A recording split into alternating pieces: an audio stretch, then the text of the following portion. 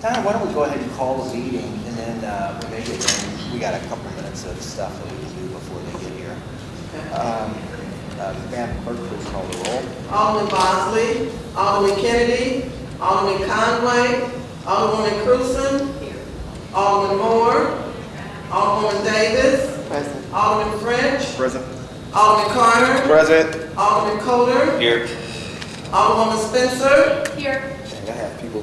Alderwoman Green, Present. Chairman Rowe. Present. 8 present, Chairman Quorum. Thank you, Madam Clerk. Thank you, everyone, for coming today. We want to welcome the new members. I apologize for the sharp notice on this. We actually announced this meeting weeks ago, but I'll blame the president since he's not here.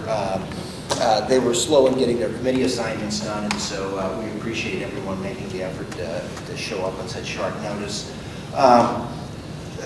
We had two things on the agenda today.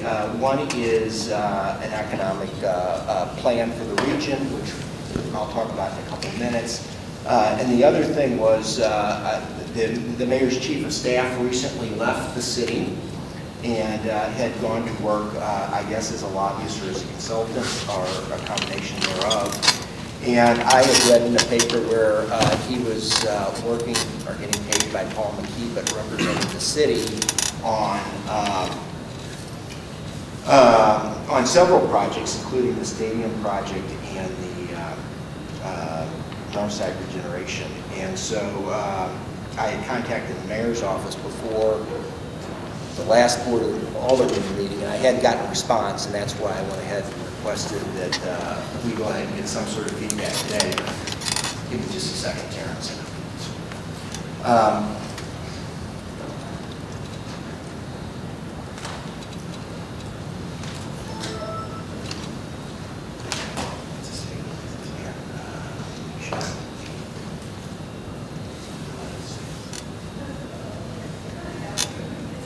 I'm sorry, we sent an email, several emails, and they're lost out in cyberspace, and Terrence can't get them to print off the information.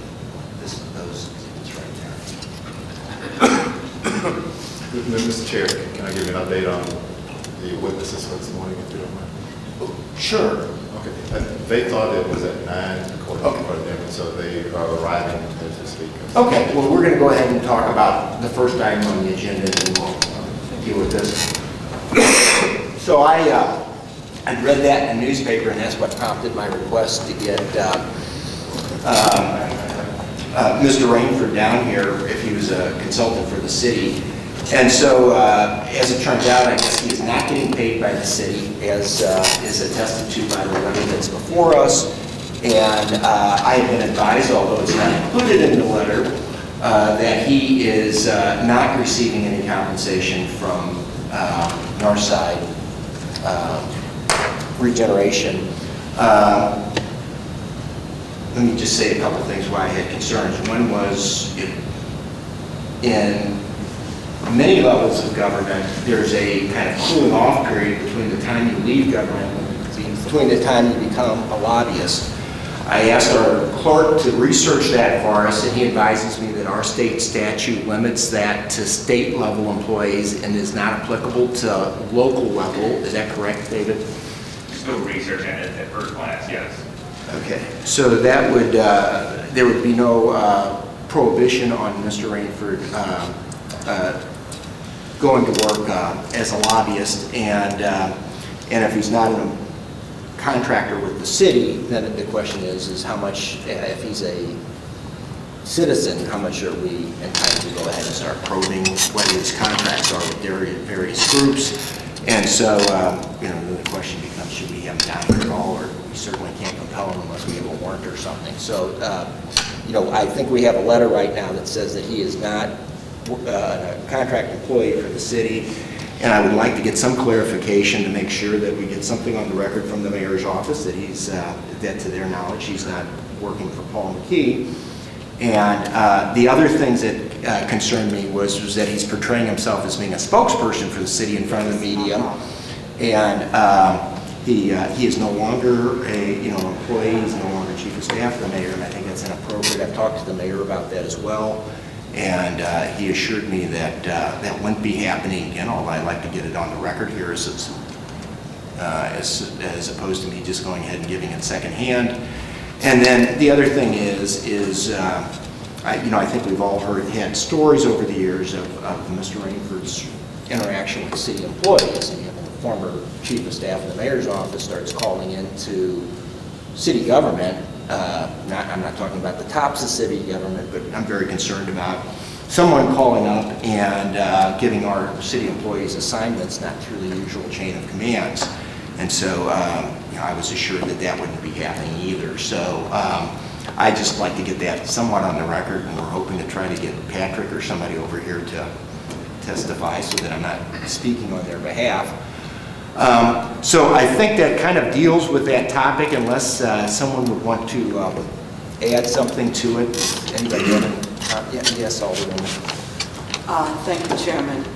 One of the problems I had to deal with in my ward, the residents had questions because they had assumed that he was no longer employed by the city, but on TV he spoke as though he was.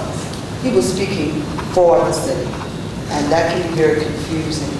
And even if we don't have anything in writing as an ordinance, the past practice of this government, as I have witnessed over 30 years, there has always been a cooling off period before someone comes back to represent us in any form or fashion. And I could probably point out at least 5 people in the last, 7, 8 years who stayed away a certain period of time. They weren't allowed to come and work part-time, on contract, or anything. It was verbalized to us. And we can take another example. For our guys, when she left, it was made very clear that she was not going to be working for us and wouldn't come back for at least a year. So it would be good to just kind of get it cleared up, and then people would know and understand. Is there something in addition to this letter that you would like to have done? I'd like to continue on the path that you're on, as far as finding out in a definitive way whether or not we do have something followed by ordinance and rules that says you don't come back and work for the city for a certain period of time. And if we don't, maybe we should have. Alderman? Yeah, Mr. Chairman, in reading this letter, it looks like the mayor's office states specifically that he is not getting paid by a city agency, but it doesn't say who he is working for. And I think, that's important to know, especially if it could present some kind of a conflict of interest. The other question is if, why is he the face? There are plenty of people over there in the mayor's administration or even SLBC who could speak on the subject. And so I was shocked, like many of y'all were, when I saw him on television representing the city. And as far as these specific projects that this letter says that he's consulting on, apparently for free, the NFL stadium and the NGA agency facility, what I'm interested in knowing is who is then the official City of St. Louis spokesperson or point person on those projects if it isn't him and he's not being paid. So who from the mayor's office is the point person on those 2 projects? And specifically with the NGA site proposal, the last time this committee took that issue up, we were told that that was an $8 million purchase project. And since then, that number has shot up to over $40 million. And so I still have a lot of questions on that project, and I'd be interested in talking to whoever is the point person from the mayor's office on that. I'm not saying it between y'all. I thought I'd give everybody a chance to comment, and we'll try to do the best I can in trying to sum up those comments and come up with an appropriate course of action. Is there anyone else who would care to comment? Yes, Alderman. I think it is confusing to have former chief of staff comment and be the spokesman for the city on any issues. I do, though, think it is very, very common for people to retire from this city and then continue on as consultants and if you've been here for a while, we've all seen that. We've seen it in the city councilor's office, we've seen it in the personnel division. I can't even recall all the things, but that's a pretty common practice. So, thank you. Any other comments? And Mr. Chairman, let me point out too is that the subject that we all saw Mr. Rainford on television talking about was specifically this Paul McKee deal and his fiasco with that. And so, when you're talking about, possibly key information that the mayor's administration had that they did not relay to aldermen, a deal that is now cost state taxpayers over $45 million, plus a $400 million TIF that is just sitting there doing nothing. What people are looking for is some level of accountability, somebody to explain or accept some level of responsibility. And so for them to put out a guy who apparently doesn't work for the city, isn't getting paid, can no longer in any way be held accountable, I think is exactly the opposite of what folks were looking for. And I think that we should still be looking for as far as who knew what when. Besides from the television article, the television interview, Mr. Rainford was also quoted in a Business Journal article where he said that the administration, he and the mayor, did know about Mr. McKee's financial situation prior to the TIF vote, but did not relay that information to aldermen before the TIF vote. And so I think that is an important thing to get to the bottom of. And if Mr. Rainford isn't one to talk to, then whoever is the new point person on those projects, I think should answer those questions. Any other comments? Here's what I think the best course of action is certainly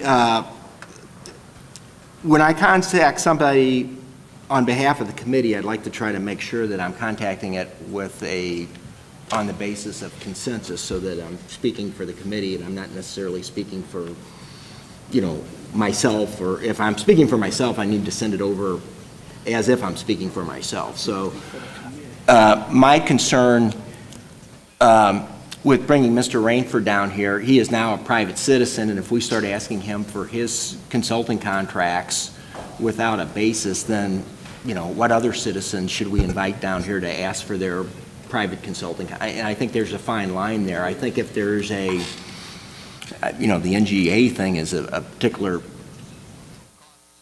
from a standpoint of credibility, I'll get to you in just a second, Alderman. From a standpoint of credibility, all of our credibility, I think we need to be as transparent in what's happening there as possible. So I think that's an important thing, but I don't think we can necessarily justify bringing a private citizen down here and asking him for his consulting contracts if it's not a violation of law, or, if it's not with the city. And so I guess we could ask him to come down here, and if he wants to come down here, he can, but, I think we have to be careful about compelling people to come down here to talk about. One of the things that I've actually thought about, which would be kind of interesting, is if anybody got TIF or tax abatement or something, that we have a developer disclose who they've hired as a consulting contract and what they've paid people, because, that would. But as you'll see here in a few minutes, I got a lot of work scheduled for this committee as it is, and it's going to take up a great deal of my time trying to do this, and I'll try to explain all the things that I'm hoping to have accomplished, or at least starting on. And I'm a little hesitant about taking on a new investigation or something. I don't think it's inappropriate to go ahead and, at some point perhaps get a bit of a clarification on what's going on. Certainly, Alderman, if you'd like to do that and write a letter, I think we all would like to know more about what's going on with NGA. With regard to Mr. Rainford, though, my thought would be that we would respond to the mayor and request that anybody that he has involved in this, whether it's working for him on a private basis, that we get some assurances that he will not be in public speaking on behalf of the city. I think we can all pretty much agree to that. And the second thing would be is that he doesn't contact individual employees that are in the kind of the bowels of our bureaucracy, and that if he has information that he needs, he should go to the appropriate channels, which would be, if it's development information, he should work through Mr. Williams, or else through the Chief of Staff, Mary Ellen. But to have him calling up somebody in the planning department or the budget department and start tasking them with things, I just think is, probably inappropriate, and that can be something that could easily, not in an evil way, but just, through convenience and everything, you can develop a relationship where it evolves into that. And of course, he has a fairly strong personality, and, many of the employees would be somewhat reluctant to say no to him. So we need to make it very clear that that shouldn't happen, I think. Yes, Alderwoman. I am definitely oh, Lord, just control my words right now. Because right now I'm a little pissed, and I'm going to tell you why. Even though I have supported alderpersons in their wards and what they need or want to do, you have always been very clear on my position about the developer for Northside Generation. Because I never believed that he was going to ever do anything. I never believed that he was financially strapped. I never believed that he even understood what he was doing. I've said that over and over again. But at the end of the day, when information is kept from us, that's a huge problem. We're sitting here supporting legislation, and we don't have all the information. I can't live with that. And at the end of the day, I know what's going to happen. The public is going to come after all of us. That's what's going to happen. And you can't just let something just sit forever and hope and pray and maybe. That's not how you operate a business. You don't do it like that. And I've said that as well. We should have called that TIF in a while ago. We should have had a hearing on the TIF. I've said that. See, I don't have friends when it comes to business, because that's business, and we're not handling our business right. Now, I don't know what we can do as a committee, and maybe that's something else we need to look into, but I know the public is going to come for us. There's no ifs and buts about it. And then have a statement out there that I already knew about his financial situation when you were about to approve a TIF and I didn't tell you? Oh, come on now. We might as well be living in a different country. And this is not how it should be operated on any level of government. And I'm just, I'm going to try not to get myself over-involved in this, but I want everybody to know that I don't like it. Now, I don't know what we can do about it, but I don't like it.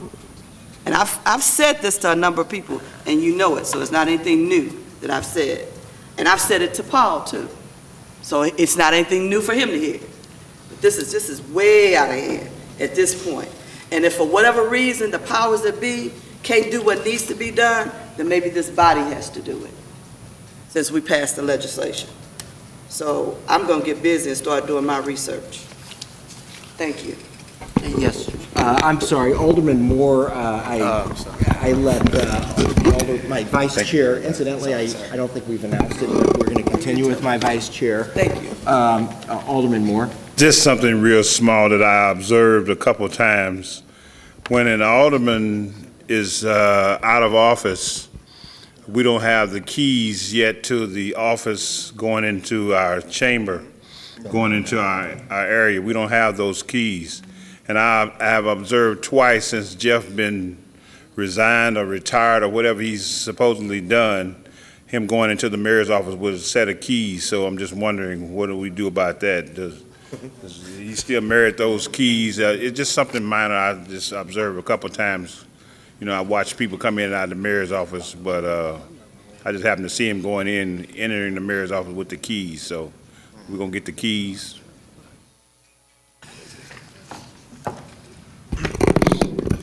Yes, I totally agree with Alderwoman Davis and French. I think that that information was held maliciously, and that, we owe it to taxpayers to get to the bottom of this. So, I think that right now, you are right, and we do look bad, and we are on the hook for everything that's happening with the NGA project. So, it's up to us, Mr. Chairman, to get to the bottom of everything that was left out. So I would like us to move forward. Okay.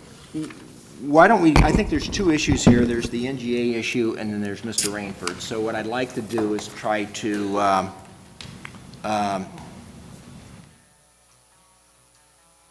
and we have a number of people speaking, that we're waiting to speak. So I'd like to deal with this this way. I'd like to ask that our clerk prepare a letter. Oh.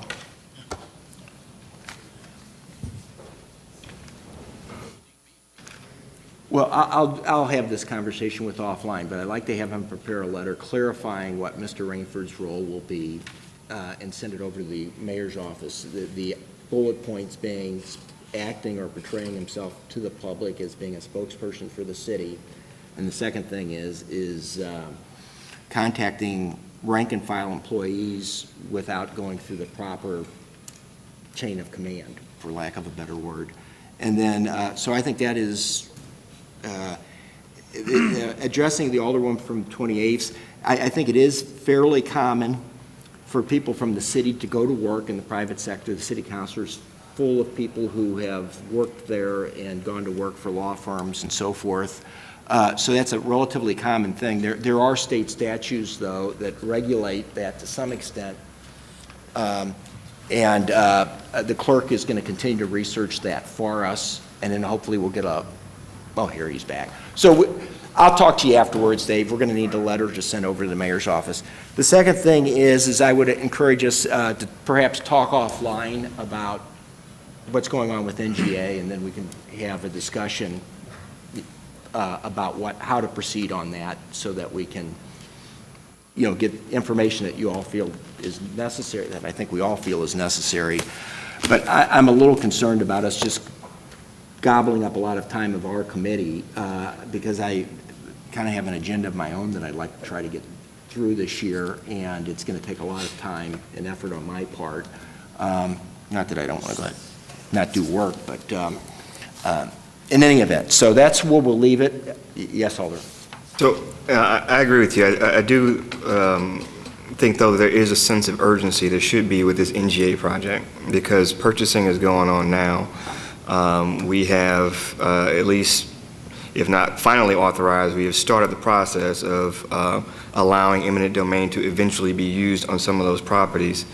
And my concern is that, one, we were told when we authorized that it was going to be about $8 million to purchase it. And that now that number is skyrocketed to over $40 million because of some of the businesses to be purchased. And then we were also told that if we don't get the NGA project, which was a very slim chance we'd get it in the first place, that Paul McKee would be the plan B. And it is clear that Paul McKee is in no position to be a plan B. So which each day we pass, what I worry is that we are spending money, we are relocating people out of their homes, we are potentially removing businesses from the city of St. Louis, and in the end, we will be left with a $40 or $50 million bill and flat land. That's it. So that, I would just say time is of the essence with that. I think we are scheduled to have another meeting here next Wednesday, so hopefully between now and then we can have some conversations about that. And I just don't want to spend all of our time dealing with that. Yes, Alderman. I was just going to comment that if you are going to have conversations offline, we ought to make sure to bring them back to this committee before we decide what we're going to do, because we ought to do the business of the committee in the committee, I think. Fair enough. Okay, let's go on with our number one order of business today. And before I get into this, I just, for the benefit of some of the newer members, I wanted to explain that I became chairman about a year ago, and wanted to take a look at how economic incentives are being used in the city and see if there's ways of some of the things that I've been doing in my ward that we could perhaps apply citywide. So I spent the better part of about 6 months last year going through the budgets of the city and kind of doing my own kind of financial analysis. And it became clear that the city really didn't have a strategic business plan or how we can go ahead and use, economic incentives, on a very purposeful and directed way. And other parts of the country are extremely sophisticated in using this stuff. And I really feel like we're, missing a unique opportunity and not being more knowledgeable and aware. I know that this stuff isn't as sexy or newsworthy or anything else as perhaps Civilian Review Board, and we all may disagree about, what's going on in Baltimore or Ferguson or anything else, but I think most of us would agree that creating economic opportunities for everyone long-term is the way to address that. And so that the work our committee does is very, very important. And, I'm very interested in beginning to explore different ways of doing things. And when we do, my background, I'm kind of a finance guy, so forgive me for using all my investment analogies, but when we used to do a, security analysis, we would always start off by taking a look at the general economy, then we could go ahead and take a look at the industry, and then we would take a look at the business. So if we kind of think of the same thing, our goal is if you're going to have a strategic business plan for our city, it should fit in hand in glove to what the region's business plan is. And then eventually, if you are thinking about developing a business plan for your neighborhood, that in turn should be consistent with what the business plan for the city is. So they all kind of flow from the top down. So my thought was that we would begin today by going ahead and having an overview of the business plan for the region. So one of the outgrowths when we went ahead and merged our economic development apparatuses for the city with that of the county was the development of a regional economic development plan. And that was started, I'm guessing, about a year ago or so, and was completed maybe 6 months. For those of you who are, newer, we've had great service over many years in the county with Denny Coleman, who now runs the joint partnership and will be retiring shortly. But Denny actually cut his teeth in the city and was a ardent city booster for many years. And of course, he's joined by Rodney Krims, and Rodney ran SLDC in the city before he joined there. So with that as a little bit of a backdrop, I had just a couple things to hand out. I just grabbed some demographic information off, not that one yet, off the website last night, and I had them print out a few of these, and anybody's welcome to these out in the audience too. But these are just two different demographic studies that shows migration and growth of SMSA areas. These aren't cities. For everybody who's not familiar, SMSA is this standard, statistical, SMSA, standard metropolitan statistical area or whatever it is, some combination of those terms. Set those out there. There's a couple for down here too.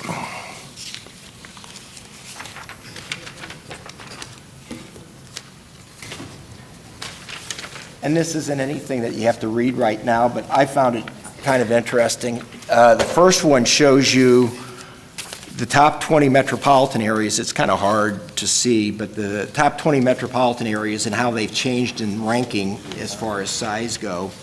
And you can see that St. Louis was at one point the fourth largest city in the metropolitan area in the country. The other one just shows you our anemic growth out of the top 20 or so. How many is this? The top 20 or 30, I guess. Our anemic regional population growth. One of the things when you're working, trying to figure out how a business is successful, usually it's kind of easy. You figure out what profit is, and that kind of tells you. When you're running government, it's a lot different because, how do you define success? And, we can look at things like how many people are moving to our area, and that might be an indication of how much they want to live here, or you can look at property values.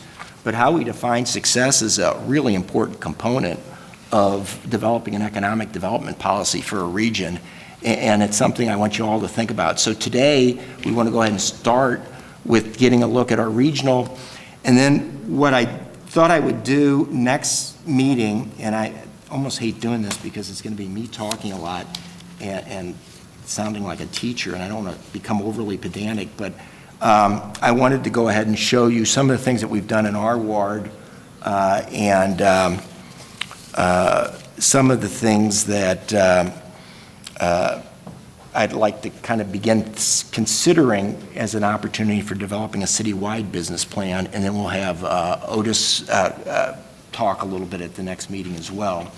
So with that as a backdrop, step one is to hear from the regional group. Yeah, Otis? Can I lead into that, what you're about to do?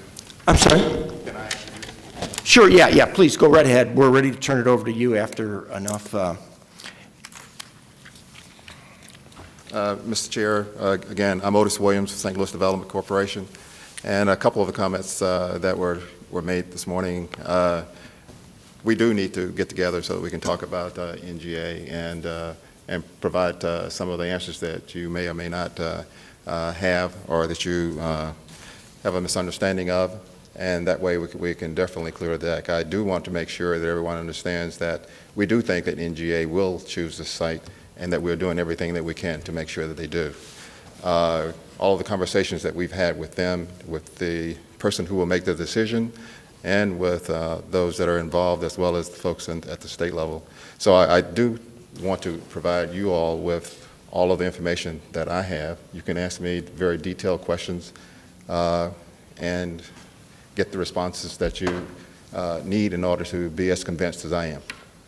So with that, I'd like to introduce the subject of the day, which is the Economic Development Partnership, which is essentially formed by your consent partially here, as well as the consent of the County Council, where we at that point made an effort to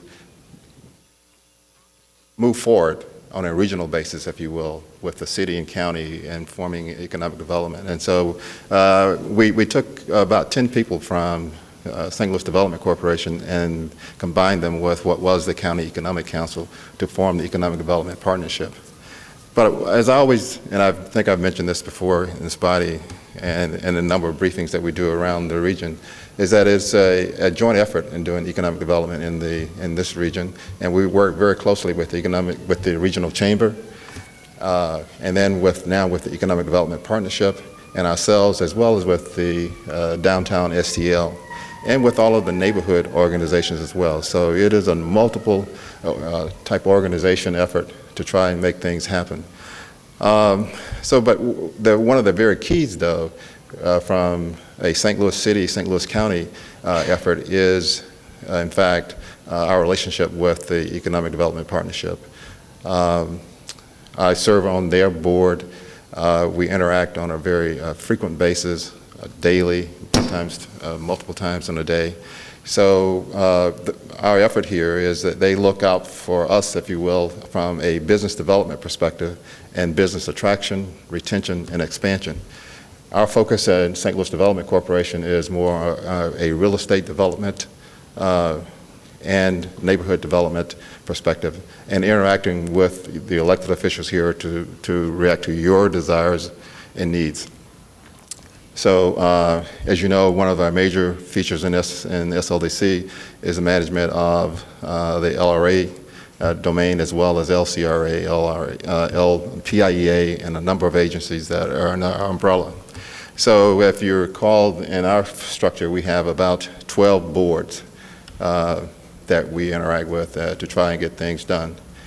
So the thing that we have experienced, though, is a lot of successes thus far in the early stages of our relationship with the Economic Development Partnership, in the sense of many of the businesses that have been retained, those that we are talking to at this point to try and do that. So it's a joint effort.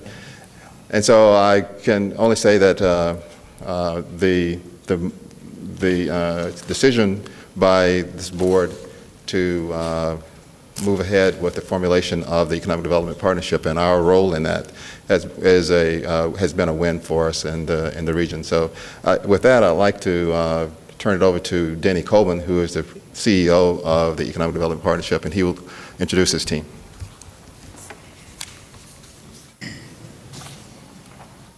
Sure.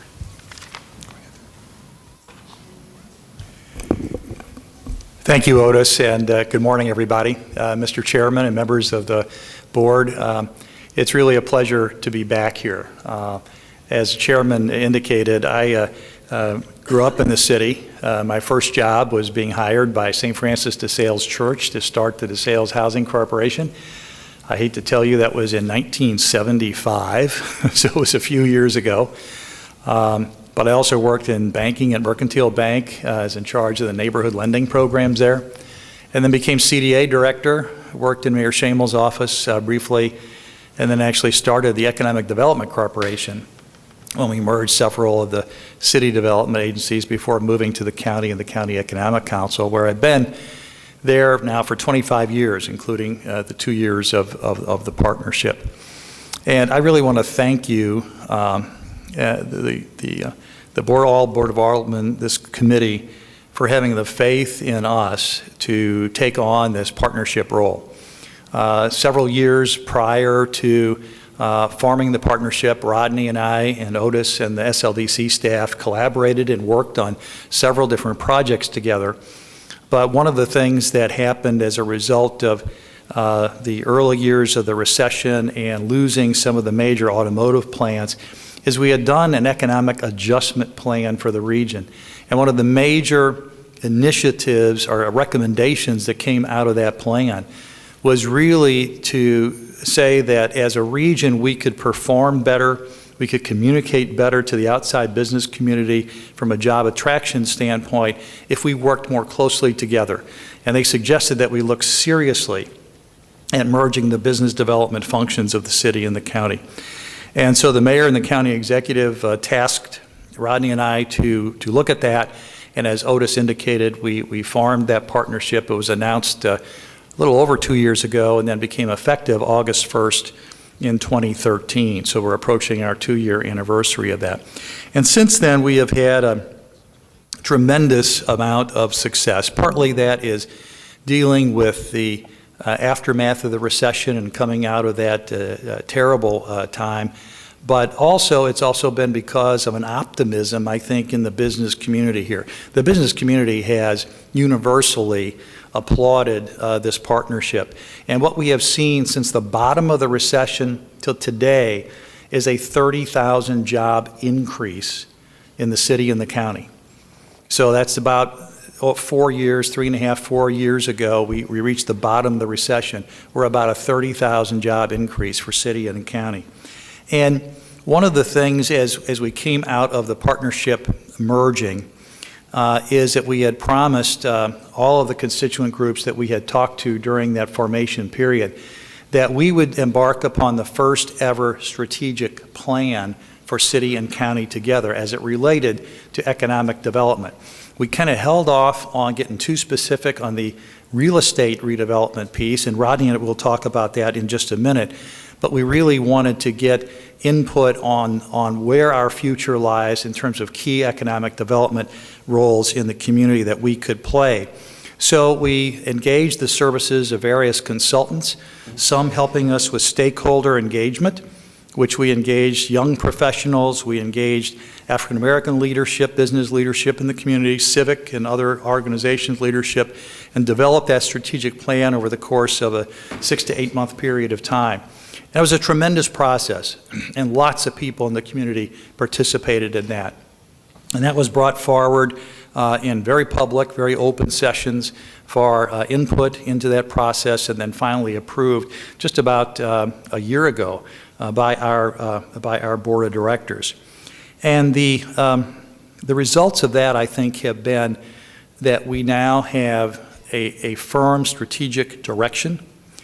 We have people assigned within the organization who are responsible for various pieces of that, and you'll meet several of those people here in just a minute as Rodney introduces them.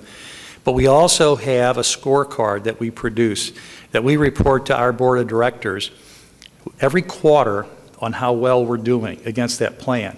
It doesn't do you much good to develop a plan if you don't measure yourself against how you're performing. And so we plan on doing that throughout the entire process. But this has been for me personally, a wonderful opportunity to come back and work more directly with the city I love. And it's been a real pleasure to work specifically now with Rodney Krim and the rest of the great staff that came over to work for the partnership from SLDC, and to continue, and I would say even enhance the relationship with SLDC, because being involved in the business development side, the lending side, and so many other areas in entrepreneurship development and so on, we interact almost daily, as Otis said, with the SLDC staff. So it's a great collaboration, it's a great partnership. Thank you for your support of that. And so I will turn it over to Rodney to continue to get into the specifics and some of the exact accomplishments of the partnership. And I will also excuse myself. We have, because of the great partnership that we enjoy, there is a conference call, starts at 9:30, with a major city employer who is looking at a merger and acquisition. And we want to make sure that the acquisition means more jobs for St. Louis City and for the St. Louis region. So I'll be stepping out here in a few minutes to get on that conference call. But again, thank you for your support. This is an initiative that has worked extraordinarily well, and we look forward to many more years of accomplishment. So thank you, Mr. Chairman. Thank you, as always, Denny. Yeah, here's Rodney Krim, the president of the Economic Development Partnership. Rodney? All right. Thank you, Denny, and good morning to you all. It's good to be up here sharing with you kind of this journey, which we think is a very positive journey for the region. We have some handouts, and so we're going to have those passed out. And within those is kind of a brief agenda to give you an idea of some of the things we're going to cover this morning.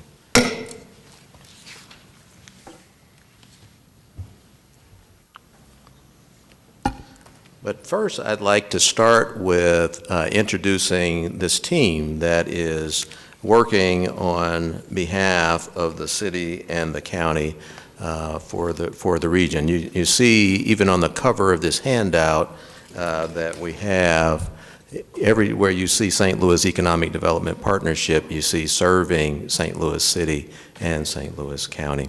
So with that in mind, I'm just going to have each person just stand up and just say their name and what they're responsible for. Kevin? Good morning, I'm Kevin Cahill, Vice President, Strategic Initiatives. Rodney, I can't hear him. All right. Come on up to the mic then. Just one at a time. You can just all start moving. Good morning, I'm Kevin Cahill, Vice President, Strategic Initiatives. Good to be with you. Good morning, I'm Christine Karslake, and I am Vice President of Innovation and Entrepreneurship. Good morning, Rick Palank, Senior Vice President for loans and bonds issued in the city and the county. Good morning, Ron Epps. I'm the Business Development Officer in the Business Finance Division. Good morning, I'm Linda Bierman. I work with the lending program. Good morning, Michelle Stuckey. I'm the Assistant Vice President, Business Development. Good morning, Erica Henderson. I am the Assistant Vice President for Strategic Initiatives. All right, and that's some of the team. We have a few more, but we have another meeting going on this morning, which is global initiatives, and we'll talk a little bit about that in terms of our strategy, but trying to provide an opportunity for companies within St. Louis City and St. Louis County to do foreign trade. So we'll talk about that here in a moment. But anyway, in your package, you will see, and let me tell you what's in there. So you'll see on the right-hand side, there's the one-pager, which is what we're going to focus our conversation on. If you can't boil it down to one page, then it's probably too long. So we have boiled our strategic plan down to this one page on the right. The more detailed version is right behind that. And so you'll see that, and you can reference that and review that, and we'll be talking about some of the components of that. Behind that is the Promise Zone, which was announced yesterday, and we'll talk a little bit about that later in the agenda. And then on the on the left side of the folder, you see the annual report, and that highlights a number of the accomplishments since inception, and some of the individuals you just heard from will comment on some of those in a few minutes. And then behind that, we have from our STL VentureWorks, which is our incubator system, which includes Grand Center. That's in that little booklet, and behind that is the Mosaic Project, which many of you are familiar with as well, and we'll talk about that. So that's what's in your package. And Mr. Chair, just looking at the agenda, does this appear to look like it will cover most of the things that you had in mind?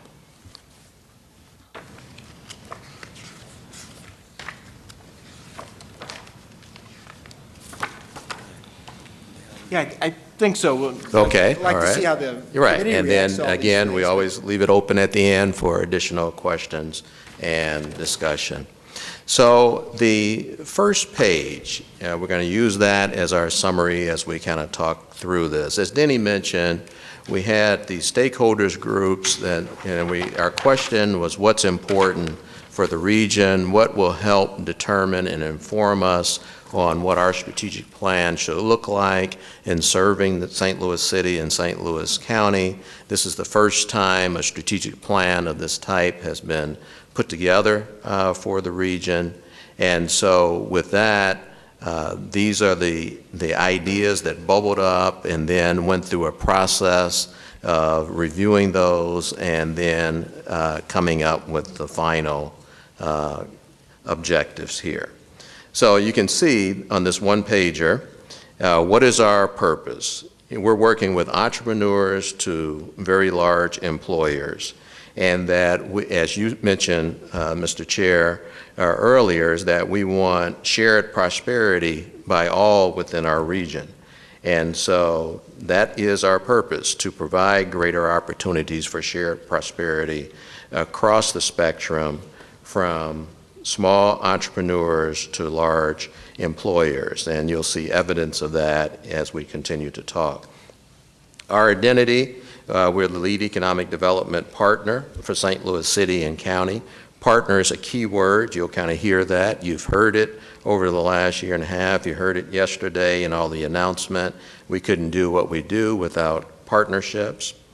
But we are the organization to kind of come to representing both the city and the county. As we went through this, all the stakeholder forums, it was very important that this theme of collaboration apply to everything that we do. So collaborating and partnering with all these other groups that do wonderful things, we can get more than the sum of the parts by working together. Inclusion, many of you were at these stakeholder sessions, that we want to make sure inclusion is a thread that goes through all of our areas of focus. And again, this was pre-Ferguson, so that when Ferguson happened, we already had kind of a foundation to help us determine what process and how we move forward in trying to address issues within Ferguson and the impacted communities, and what that reflected in other communities as well. So we'll talk about that. And then performance, as Denny mentioned, we have a scorecard, and our scorecard is to say, okay, what are the specific measures in each of these particular areas, and then how are we doing in terms of achieving those objectives, and then reporting those to our board, and also engaging the community and reporting those back to the community. So the key are these 6 areas under the wheel, and it's jobs, jobs, jobs. How do we grow and retain jobs? How do we encourage the companies that we have to continue investing here and not lose any? because we all have neighbors that work for all of these companies, and we want to see everyone employed. The startup community, we have our own components, which are the 5 incubators, which includes the incubator at Grand Center. That's all under the St. Louis Venture Works. But we're also connected to Cortex, T-Rex, anything that's happening in the entrepreneurial space.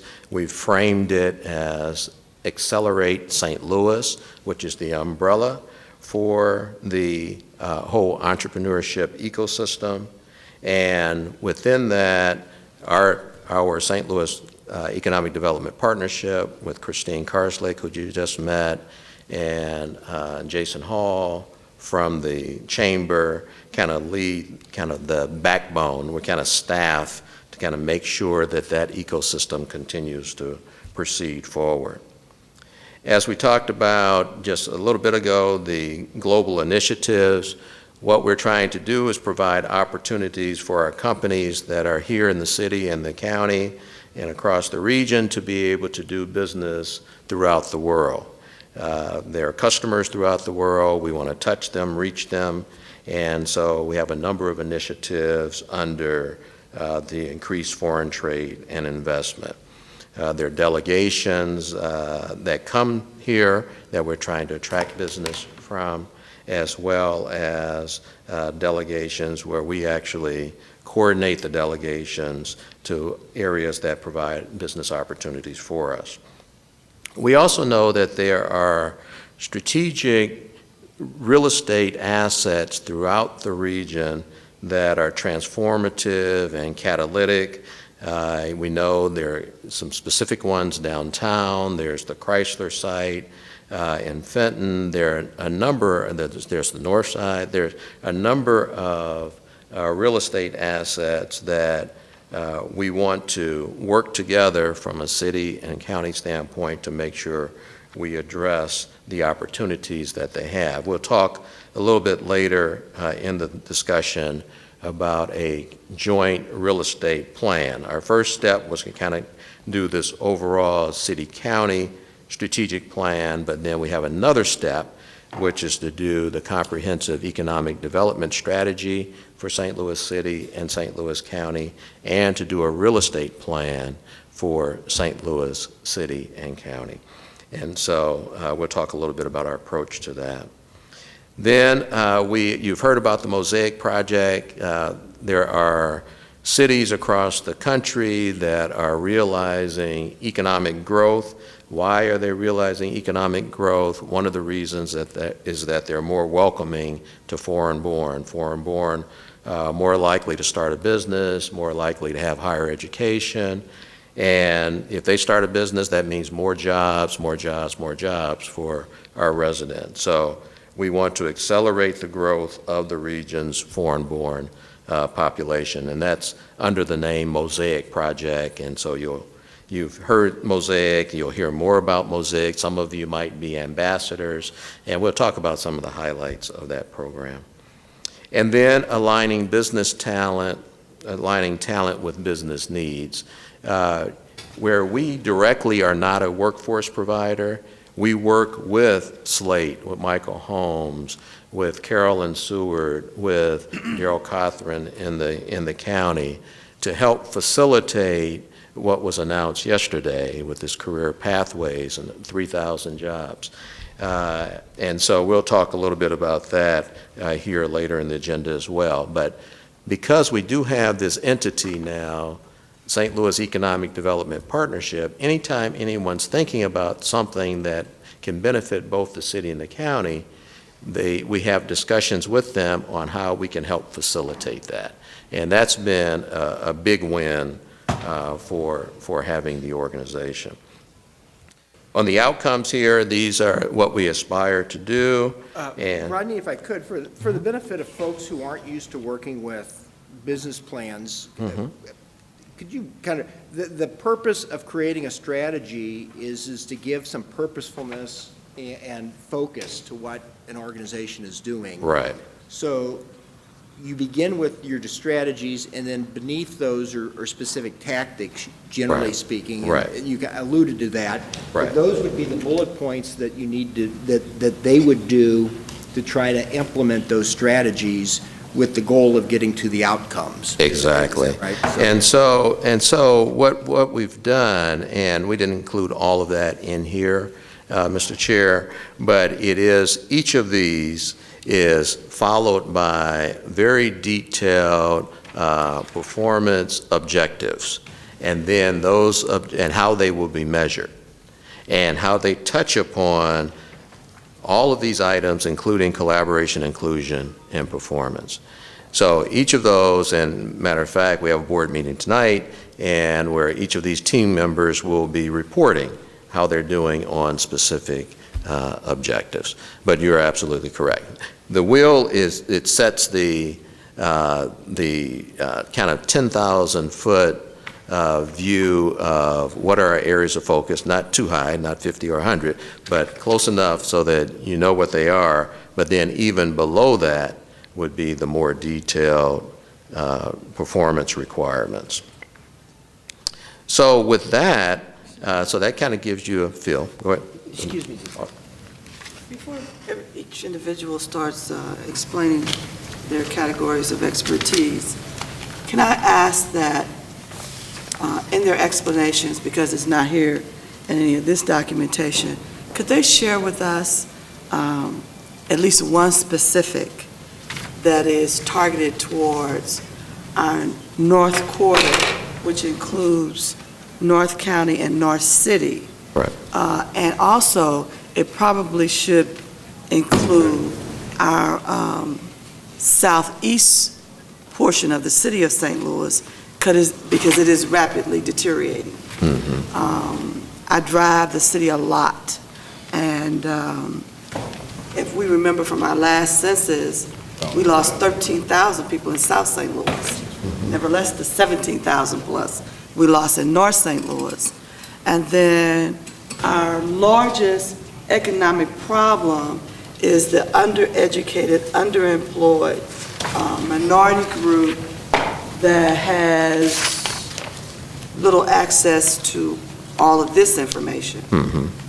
And my last thing is, if there's something going on that's not in here, that is identifying a land use plan for all this land we have down that North Quarter and around. Because if I was rebuilding and talking about economic development, that would probably be the first thing I would do, and have a plan to attract and improve those areas. And I don't want to talk about housing, because we got more than enough housing, but at the end of the day, if you don't have jobs and services, none of the rest of it happens. So that's all I want to hear. All right, Alderwoman I had Davis. to say that, because I read all this and it doesn't have. Yeah. So I appreciate that. And so what I'd like to do, maybe I can bounce around on the agenda a little bit to be able to answer those questions. Is that okay? Yes. All right. So why don't we start with, okay, so what are you guys doing, you know, as it relates to this? And so a number of these are kind of covered in our Promise Zone designation that we just had the HUD Secretary come yesterday. Lots of partnerships in this, definitely a city-county partnership. And so I'm going to ask Kevin to come on up and just talk a little bit about that, but it is definitely North St. Louis City, North St. Louis County focused, okay? All right, Kevin. Thanks, Rodney, and Mr. Chairman, good to see you again. I'd spent some time over in room 200 before I left for my time in the private sector. And Alderwoman Davis, good to see you as well. And your questions actually are really good, because it tees up nicely what I was going to talk to you about, which is the Promise Zone designation. And you may have read in the paper that Secretary Castro was here yesterday and announced that St. Louis was one of 8 cities who are named a federal Promise Zone designation. And what that entails, and it's in your packet, and if you take a look at it, you'll see how it incorporates much of North St. Louis, basically Del Mar North, and that's all the balance of St. Louis, and then the portions of North County that met the test with respect to unemployment, poverty rates, and that sort of thing. And so, at its core, the premise of the Promise Zone is around collaboration and focus on areas where you can ameliorate the poverty, also create job opportunities, redevelopment, and begin to say, if indeed you layer these things together, you can make a difference in people's lives. And so, give you a couple examples since you were looking for that specifically. One of the first things we're going to do is take into account the undeveloped areas that are underutilized areas in North City and North County. And we're working with Otis and his team in SLDC to identify those places in the city. And we'll be working through, and we're stacking this because there is, as Rodney mentioned, a strategic real estate plan that's coming. But that will be incorporated into the work of the Promise Zone. Our plan within the Promise Zone lasts for 10 years. First 2 to 3 years, we'll identify the areas, we'll identify them immediately, begin the acquisition of property, and ultimately 400 acres are going to be redeveloped under this Promise Zone. So I'll give you, again, 1,500 zone residents per year are going to be placed in new jobs. 10,000 new construction jobs are going to be made available. Coupled with what the Department of Labor is doing, we're going to have 4 satellite centers that are going to come out of the Met Center, also around job training. So that gets directly to what you were speaking to. What the Secretary also indicated is we're going to have a federal liaison, gives us primacy for federal funding. We're going to have 5 AmeriCorps folks assigned to St. Louis to help make sure that we execute on the Promise Zone. And it's broken into really 4 components that really make a difference in people's lives. Economic activity and job creation, education and early childhood education, reduction of serious and violent crime, and health and wellness. So we think that if you tackle each of those, and we laid out a plan to get after each of those areas, you can really begin to bend the arc and the trajectory of the violence, the poverty, and some of the pathologies that are occurring in these areas because of decades of neglect and lack of investment. And so our job is to turn that around.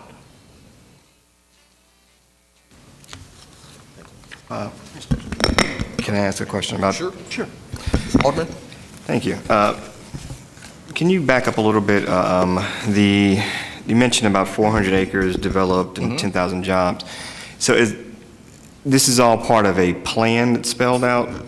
This is all part of a concept right now because, as both Denny and Rodney indicated, we're in the process of conducting a comprehensive economic development strategy for the city and the county. And then that will yield a comprehensive real estate strategy for the city and county. Working with SLDC, Otis Williams and his team is a part of this. We're going to lay out where it makes sense to create these kind of opportunities, where demand might not exist, but where it needs to exist. Part of the issue is collapsing the distance between where the people live and where the jobs are. And so as a part of that, it is contemplated that we'll identify the areas where we want to do this 400 acres. We have a good sense of where that might be, but the first step is to do some asset mapping. And that means where are the things that you want to look at, what condition are they in, what land do you need to acquire to make these things happen, and if the demand needs to be created where it is not, or in other words, create a point of intersection where it doesn't exist, you do that through the auspices of the Promise Zone. So, but 400 is a pretty specific number here. So what 400 acres do you have in mind? Well, some of it's been identified along the North Riverfront Corridor and the Goodfellow area, some of the areas that have been talked about, I'm sure, with Otis and your board before. Is this a contiguous area or collectively for? Collectively, but I'll let Otis. Yeah, it reflects some of the conversations we've had in the past about places like the SLAP site, places like on our North Riverfront corridor that he referred to, but also Corona Lake Coke. I mean, places where we have abandonment that we've already identified. But what I wanted to echo here is that this is just a concept at this point. And so as part of the economic development, of the comprehensive economic development strategy, as we develop that, you all will be involved in that. So there's no spot on the ground that has been identified that is sacrosanct that says that it will be. But we in order to present the application, we identified some things that we thought we might be able to do. Okay. And how does it work with the designation of a promise zone? How does that make its way to actual development or programming? Is it just that you're given preference for applying for existing grants already? Well, or does something come just with the designation? The designation itself is just that. We've seen the first round. Los Angeles is one of the cities, San Antonio and some others. So we've seen in a year's time, $30 million flow to San Antonio to do some of the things that they laid out in their plan.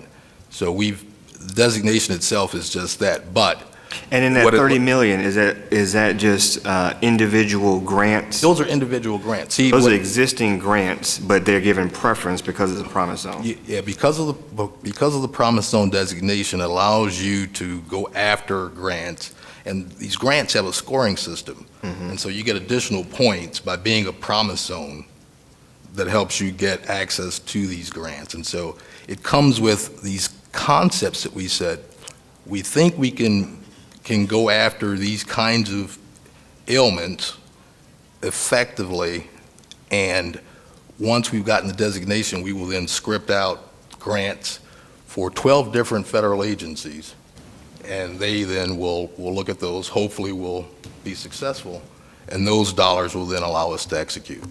So last question, do these grant applications have to come from government or from your organization, or do existing organizations located within that promise zone area benefit when they apply for their normal grants? Do they benefit that their work is being done in this promise zone area? Generally speaking, the partnership will be the lead applicant working with the city and county and other existing agencies that have standing to make application.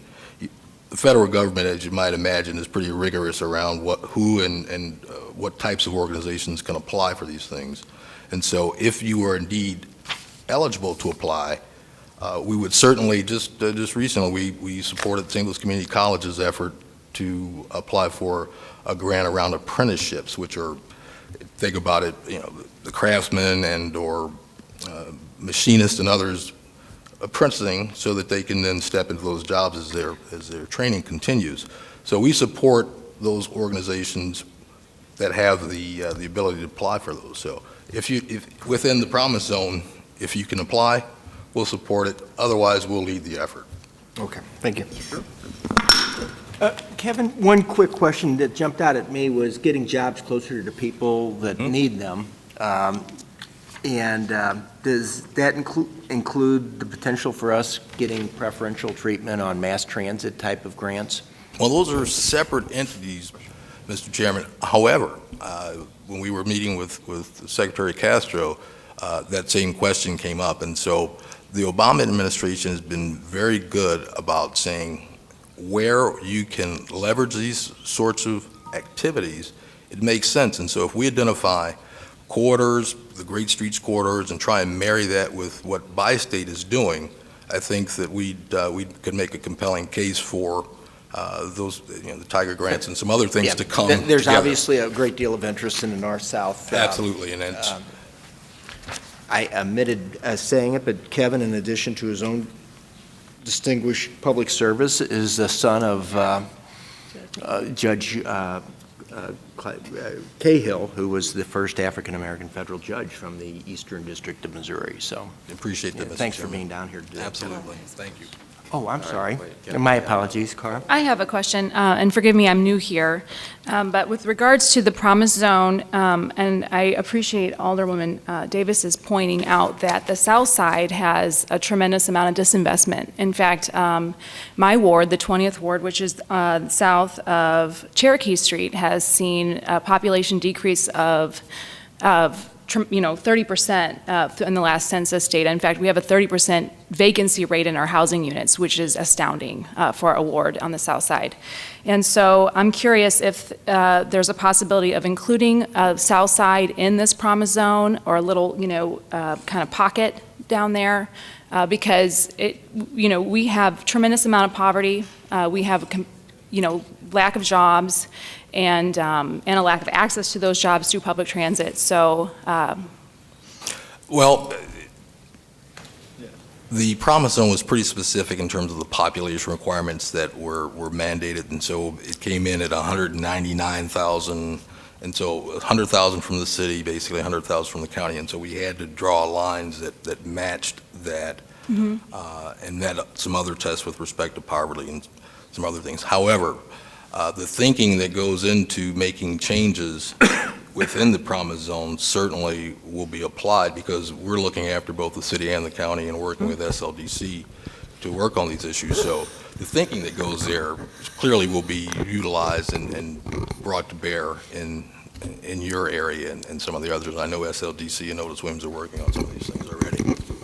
Well, let me just expound that. As we were drawing the line, we did a number of drills to try and include just the area you're talking about, but it had to be contiguous, so we had to figure out how to get there from Del Mar and ensure that we met the criteria.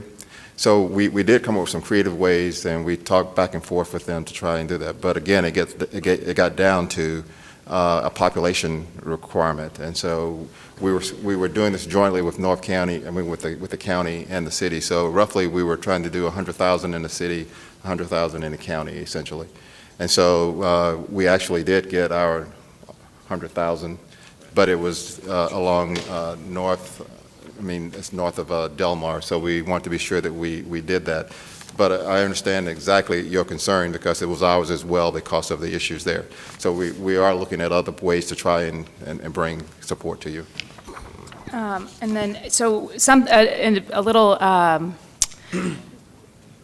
inconsistency, and some of the, I've heard a couple times now about, incubators along, with Grand Center, T-Rex, et cetera. Those don't fit into the Promise Zone. Those are through the central corridor. And where are, I'd like to hear some, initiatives specific. But within the Promise Zone, we've got, we're trying to identify $5 million to put an incubator in the north, sort of, we call it North County writ large, and then North City, so that, again, these are concepts. We're going to build these out. We recognize, and we're working with Otis and his team to identify the right places for those incubators, so that we can drive the opportunity to create the small businesses and provide the seed capital necessary. And I'd like to echo Chairman Rohde's importance on, the North-South Metrolink and connecting folks, especially if we're going to leave the South Side out of this. We're not leaving the South Side. I'm disappointed to see there's no South Side in this, and I understand the complexities involved, but I would like to make sure that the South Side continues to be a part of this conversation. Thank you. Hello, I have a question. I'm sorry.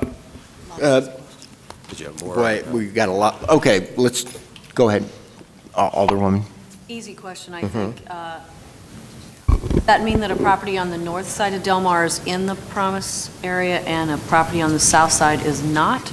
Or is it both sides of the street on Del Mar? Is it just the north side of the street or both sides of the street? I think it's more the north side. Oh, is it both sides? Okay, both sides. Yeah, well, I know the Alderwoman has that street. So I appreciate that. We appreciate it. Sometimes one side, sometimes the other side. for something. If I could, Alderwoman, I'd like to recognize Alderman Carter down there. Yeah, so I guess my question is similar to Alderwoman Spencer. This is a pretty large area for us to focus on, 400 acres specifically. And so my concern is the same, I think, as Alderman French's. Years ago, different parts of the north side were determined a empowerment zone, correct?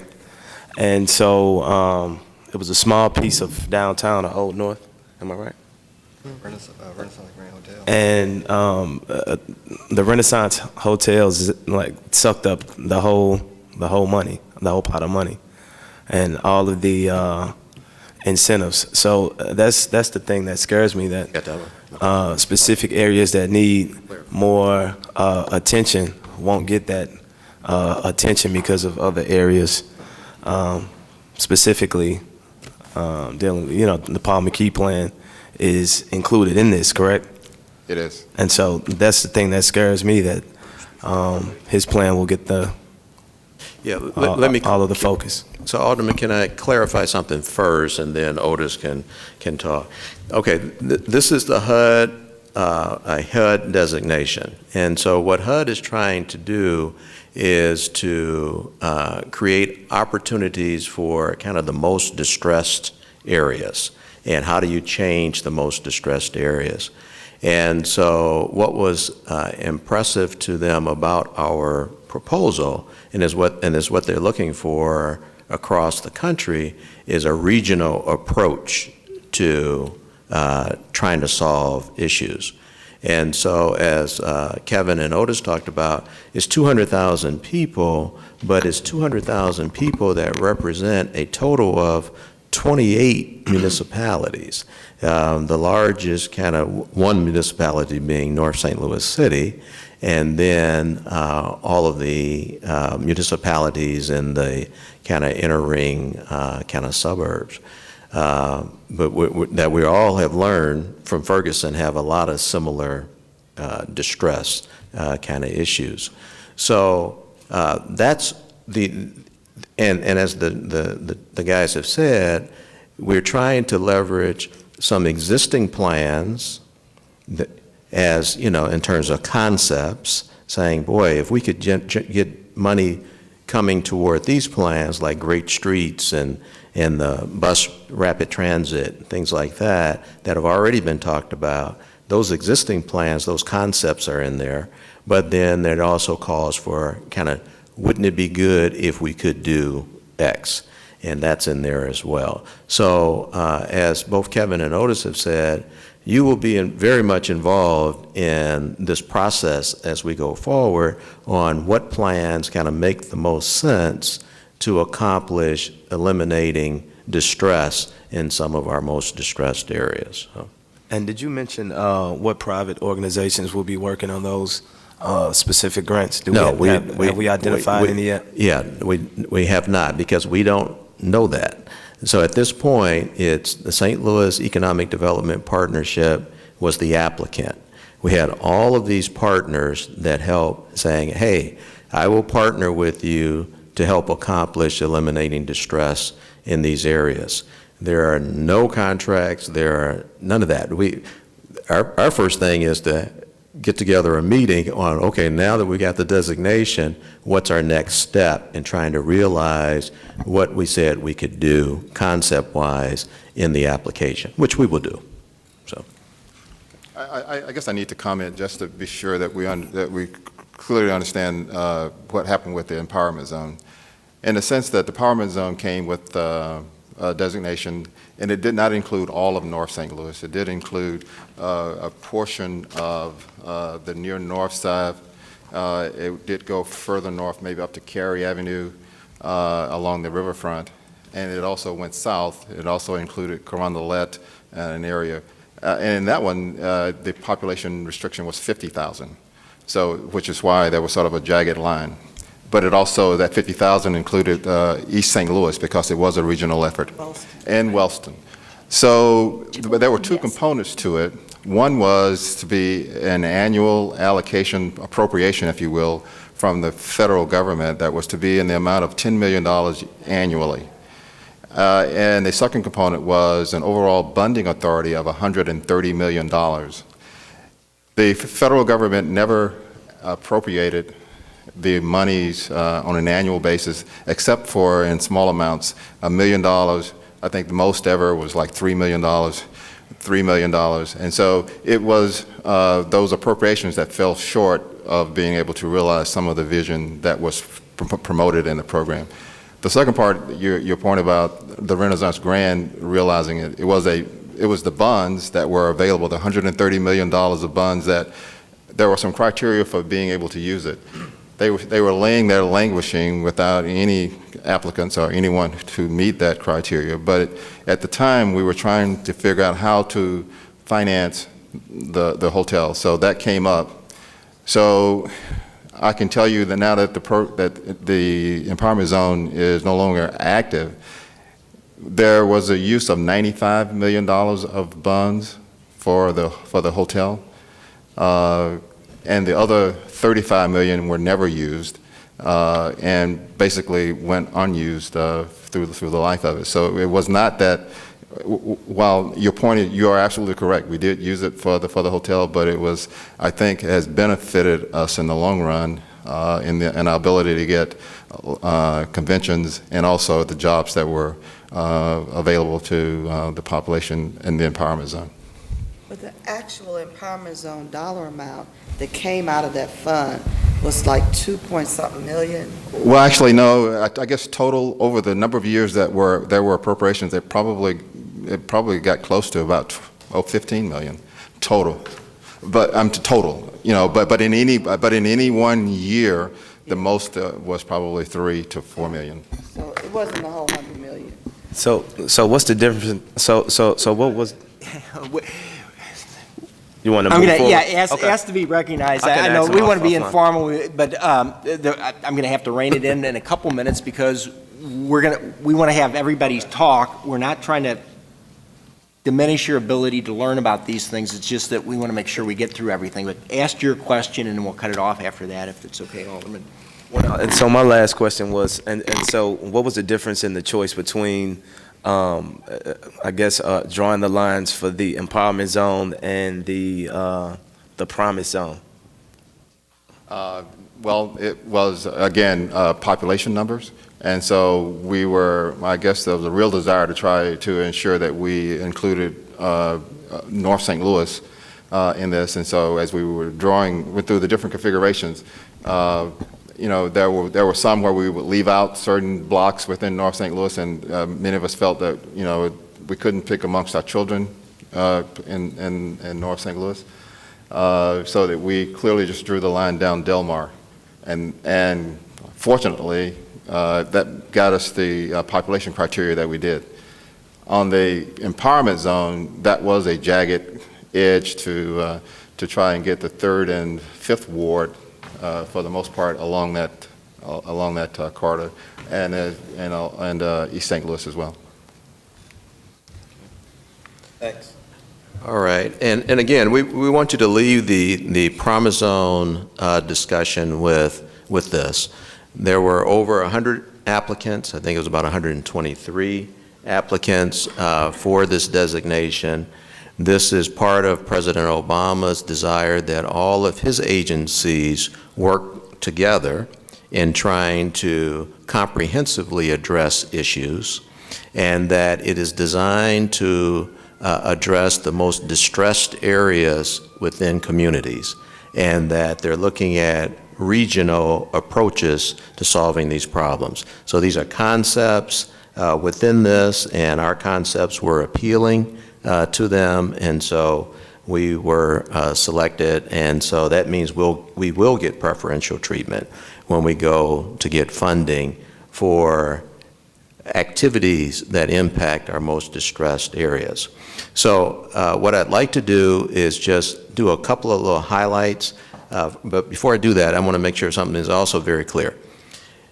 Upcoming very soon is, and is already kind of in the works, is a comprehensive economic development strategy. We've talked about that a little bit. All of you will be involved in that. And that is a Economic Development Administration requirement in order to be able to get funding from the EDA.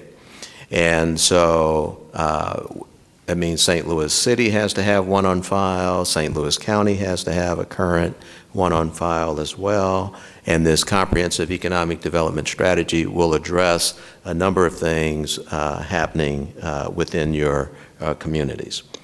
The other piece is a real estate plan, as we talked about. This always, on our wheel, we always looked at that. We knew the next step was to develop a comprehensive real estate development plan. And so working with Otis, working with the downtown STL, and many other kind of expert real estate related folks, we will have a comprehensive real estate development plan. But that's, all these will show fruit in 2015. So, Rodney, how deep will that go? I mean, one of the criticisms we have in the city is our zoning code is so obsolete. I mean, is that going to help us come up with a master plan? So Don Rowe is going to, he's already been in some preliminary meetings with this, and we'll have others in the meetings as well. The whole idea is to minimize those obstacles to helping achieve the opportunities we want to achieve. Will we end up with a comprehensive master plan for the city as a result of all of this? I think it'll be a kind of a combination. I think it'll be kind of an umbrella, plus there'll be specific areas that I think we'll focus on, but we don't really know yet because we're kind of just starting this process and how deep it will go. And then in addition, this taps into what Otis and SLDC would like to do all the way down to the ward level. So, okay. Otis, did you have a comment on that? No. Okay. You agree? Okay. All right. So we're just going to do a couple of quick things here. I know that Alderwoman Spencer had some comments about what's happening on the south side.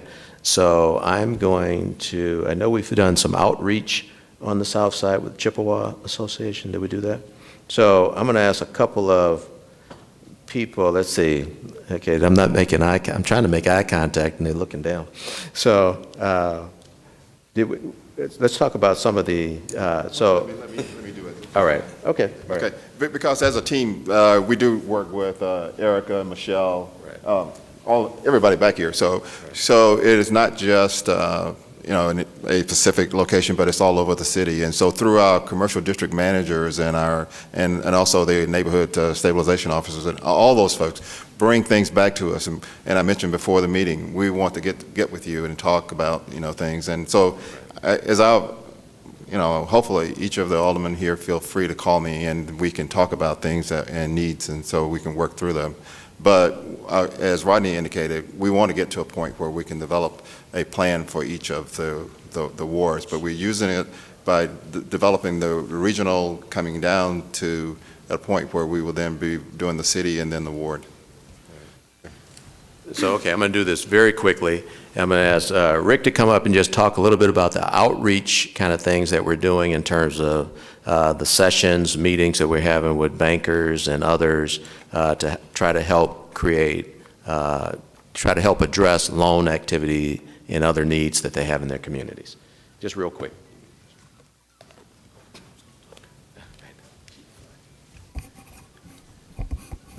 Two quick things that we've done. 6 months ago, we hired Ron Epps, who is here. Ron's 17 years in banking.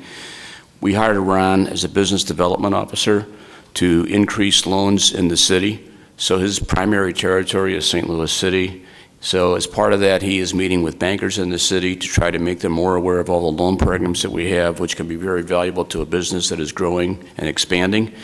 Ron has had several, if not numerous, meetings with Michelle Peterson, and is working with business districts within the city, again, all to generate growth within the city businesses. Number two is we're about to do an RFP to provide free mentoring to city businesses, something that either hasn't been done before or hasn't been done in a long time before. that, as you can imagine, there are a lot of city businesses that have great potential, but they lack certain disciplines, whether it be IT or marketing or accounting, to help them grow faster than they would otherwise grow. So we're doing an RFP for that, and that'll be free to businesses within the city. So those are our two big initiatives in terms of my division. I just want to explain, we have several new members on the board, and they have department head meetings that were set up for them that were informational, and so that's Well, why. I think what we'll do now, Mr. Chair, is go ahead and wrap up, and if there are any questions that anyone has. But again, as Otis mentioned, we're meeting, we're physically seeing each other almost every other day. We talk every day. And then I've seen some of you at a number of events, and I appreciate when I see you not only at city kind of events, but just anything that's happening within the region. I know a number of you have been involved in Ferguson as well, and we're learning a lot from that we can apply elsewhere within our region. So I appreciate that. So, Mr. Chair, if there are any questions? No, I think we're done. Thank you all for coming down today and sharing that with us. So hopefully we've asked, you'll stick around for a couple minutes for one-on-ones. We will go ahead and, at the risk of boring you all to death, I'll have a presentation next week about what things might, some things that we might consider about doing for a city plan. And the intent of all this is to begin kind of getting us involved at the beginning of the process as opposed to when it's all over with. And Otis is going to be working with us on trying to keep us informed as we move along. So with that said, I think we can probably adjourn today's meeting, and we'll be looking forward to visiting with you all next week.